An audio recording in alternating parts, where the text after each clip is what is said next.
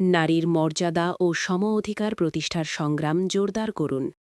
নারী ও শিশু ধর্ষণ নির্যাতনের সকল ঘটনায় দোষীদের গ্রেফতার ও বিচার করা হোক।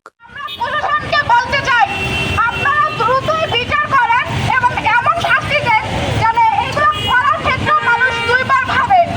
আর আপনারা যদি এরকম বিচার না করতে পারেন তাহলে নারীদের হাতে তাদেরকে ছেড়ে দেন, দেখেন নারীরা বিচার করতে পারে কিনা।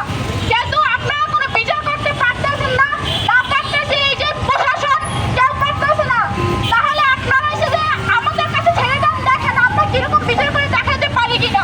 উদযাপন করার কারণ আছে বা নারী দিবস পালন করার কারণ আছে, কিন্তু আমাদের দেশে যেমন বাংলাদেশে নারী দিবস পালন করার কোনো কারণ আমি দেখছি না।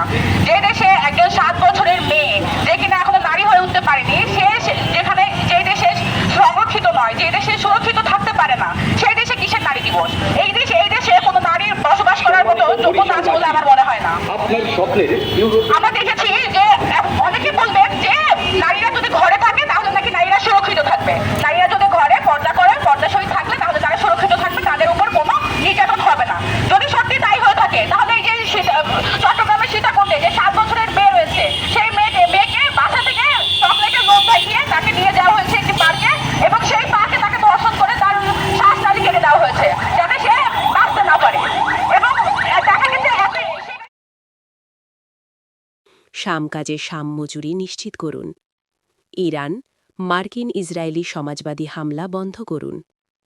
বরিশাল অশ্বিনী কুমার টাউন হলের সামনে বিক্ষোভ ও আলোচনা সমাবেশে করেন সমাজতান্ত্রিক মহিলা ফোরাম বরিশাল।